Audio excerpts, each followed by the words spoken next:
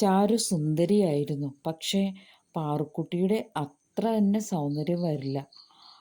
അച്ഛനും അമ്മയും മുത്തശ്ശനും മുത്തശ്ശിയും ചെറിയച്ഛന്മാരും വലിയച്ഛനും എന്നു വേണ്ട, എത്ര ബഹളമയമായിരുന്നു തൻ്റെ ഈ നാലുകെട്ട്.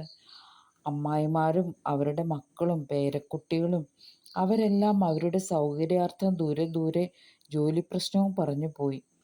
താനും തൻ്റെ ഓപ്പോളും തനിച്ചായി. തന്നെ തനിച്ചാക്കി ചാരുവും പോയി. ഓപ്പോൾ ഉള്ളതാണ് തൻ്റെ സമാധാനം. ആ ഓപ്പോൾ പറയുന്നത് തനിക്കനുസരിച്ചേ മതിയാവൂ. പല നായർ തറവാടുകളിലും സ്വത്ത് അന്യാധീനം വന്നു പോകാതിരിക്കുവാൻ പലരും പല ത്യാഗങ്ങളും സഹിച്ചിട്ടുണ്ട്.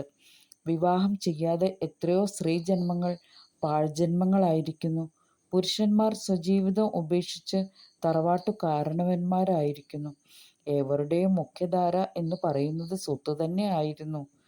മരുമക്കത്തായവും കാലക്രമേണ മക്കത്തായവും വന്നിരിക്കുന്നു. തൻ്റെ മുൻപിലുള്ള 2 തലമുറ മുതൽക്കാണ് മക്കത്തായം വന്നത്. മാധവൻ അല്പനേരം എഴുന്നേറ്റിരുന്നു. ഭക്ഷണം ചൂടാറിയിരിക്കുന്നു. വിശപ്പ് തീരെയില്ല. കിഴക്കിനിമുറിയും അതിനു മുൻപിലുള്ള സ്വീകരണമുറിയും ഒരു ഓഫീസ് മുറിയും പിന്നെ അടുക്കളയും ചായ്പും മാത്രമാണ് താൻ ഉപയോഗിക്കുന്നത്. ബാക്കി എല്ലാ മുറികളും അടച്ചിട്ടിരിക്കുന്നതിനാൽ ഉപയോഗശൂന്യമായ മുറികളെ 6 മാസം കൂടുമ്പോഴാണ് വൃത്തിയാക്കുന്നത്. അതിനായി ബാല്യക്കാർ 2-3 പേരെ ഒരാഴ്ചത്തേക്ക് പണിക്ക് നിർത്തുകയാണ് പതിവ്. ഓപ്പോളെ ഒന്ന് കാണണം. ഓപ്പോളുടെ തീരുമാനം പാറുക്കുട്ടിയും പരമനും അറിഞ്ഞിട്ടുണ്ടാകുമോ? അവർക്ക് സമ്മതമാകുമോ? സമയം കുറച്ചായെന്ന് തോന്നുന്നു. അയാൾ ഒന്നും അറിയാത്ത ഭാവത്തിൽ ഓപ്പോളുടെ അടുത്തേക്ക് ചെന്നു. നങ്ങയുടെ മുറിയിലേക്ക് കയറി. നങ്ങ തൻ്റെ വെറ്റിലച്ചെല്ലത്തിൽ നിന്നും അല്പം വെറ്റിലയെടുത്ത് ചുണ്ണാമ്പ് തേച്ച് ശങ്കുനായർക്ക് കൊടുക്കുകയായിരുന്നു.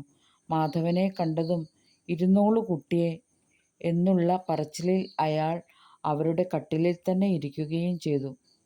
പാർവതി അപ്പുറത്തെങ്ങാനും നിൽപ്പുണ്ടോ എന്ന് നോക്കുകയായിരുന്നു അയാളുടെ ലക്ഷ്യം. എന്താണെന്നറിഞ്ഞുകൂടാ, ഉച്ച മുതൽ പാറുക്കുട്ടിയെ കാണാനൊരു മോഹം. പക്ഷേ അയാൾ പോരുന്നതുവരെ പാർവതി പുറത്തേക്ക് വരികയുണ്ടായില്ല.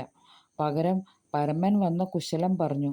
പരമൻ്റെ മുഖം അത്ര രസത്തിലല്ല എന്ന് മാധവന് തോന്നിയിരുന്നു.